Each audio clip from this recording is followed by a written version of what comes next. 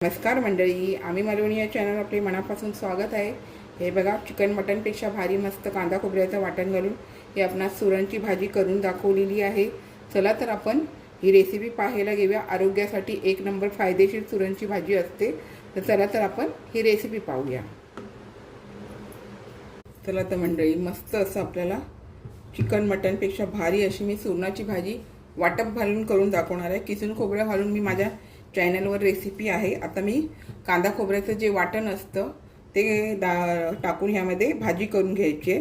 तर आपल्याला प्रथम काय करायचं, हे सर्व सालं वगैरे मी साफ करून घेते आणि मग बारीक पीसेस वगैरे काढून घेते। व्हिडिओ करत बसते तर मोठा होऊन जाईल, त्याच्यामुळे हे साफ झाल्याच्या नंतर बारीक फोडी करून झाल्याच्या नंतर तुम्हाला दाखवते आणि मग भाजी करायला घेते। तर चला तर आपण आता हे साफ करायला घेऊया।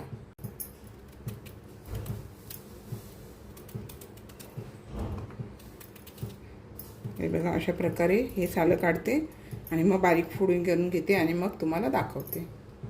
हे बघा, आता आपण ह्या अशा प्रकारे मी बाकीच्या ह्याच्या पण बारीक फोडी करून घेणार आहे आणि हे आपल्याला पाण्यात घालून घ्यायचे आणि नंतर आपल्याला स्वच्छ धुवायचे।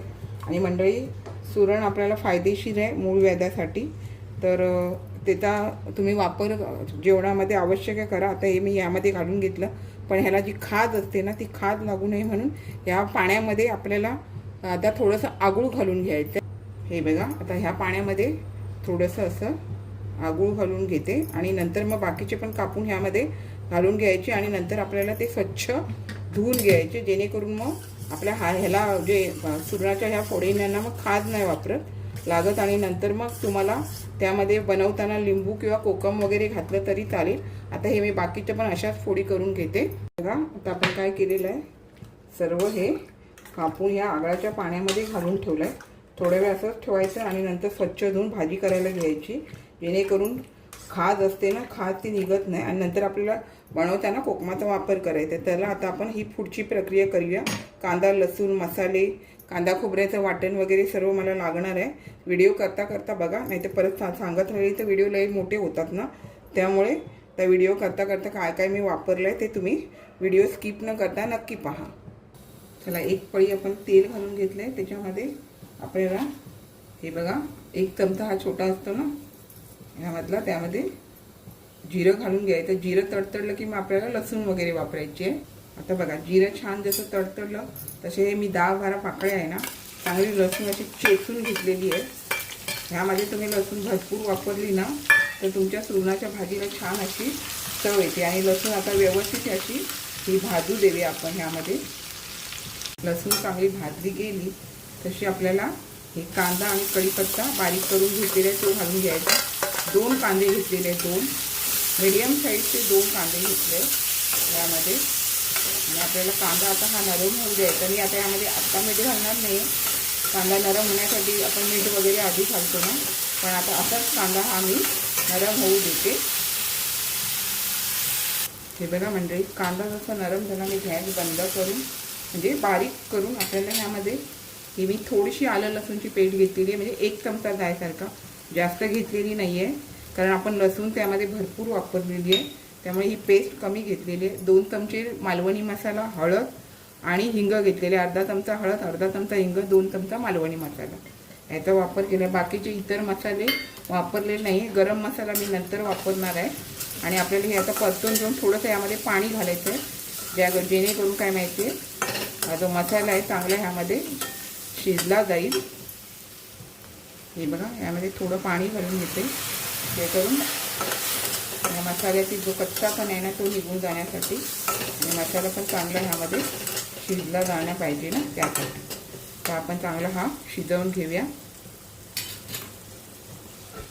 हे बघा, आता आपण काय केलं, हे तेल सुटेपर्यंत मस्त असं आपण या कांदा ह्या मसाल्यामध्ये फ्राय करून घेतला आहे आणि छान झालेला आहे। आता आपल्याला ह्यामध्ये सुरणाच्या फोडी घालून घ्यायच्या आणि स्वच्छ धुवून पाणी निथळून वगैरे मी घेतलं आहे। आणि आपण हे बघा, ह्या अशा चाळणीमध्येच निथळून घेतले आणि आता आपल्याला ह्यामध्ये घालून घ्यायचे आणि कोमट पाण्याचा वापर करायचा आहे भाजी शिजताना। आता हे आपण ह्या मसाल्यामध्ये आधी परतून घेऊया व्यवस्थित, मस्त अशी भाजी होते। आणि आता ही थोडी शिजल्याच्या नंतर मी वाटण घालते, जसं आपण चिकन मटण करतो ना त्याचप्रमाणे मग याला कसं माहिती चिकन मटणासारखी छान अशी चव येते. हे मी छान असं परतवून घेते जरा. आता हे बघा मी मस्त असं परतवून घेतलेलं आहे. आता आपल्याला ह्यामध्ये पाणी घालून, कोमट पाणी आहे हे घालून आपल्याला शिजवून घ्यायचं आहे. आता हे मध्ये मी एकच ग्लास पाणी घातलेलं आहे आणि कारण काय माहिती आहे हे वाफेवरती चांगलं शिजलं जाणार आणि मग आपल्याला अजून हवं झालं तर आपण नंतर वापरू शकतो. त्यामुळे एकच ग्लास पाण्याचा वापर करून आपण झाकण मारून ही भाजी शिजवायची आणि नंतर मी मीठ वापरणार आहे आता ह्याच्यात. आता हे आपण झाकण मारून शिजवून घ्या. मध्ये मध्ये तुम्ही झाकण काढून परतवून बघू शकता. हे बघा बऱ्यापैकी आपलं हे पाणी घातलं गेलेलं आहे आणि मध्ये मध्ये आम्ही असं परतवून पण बघितलेलं आहे.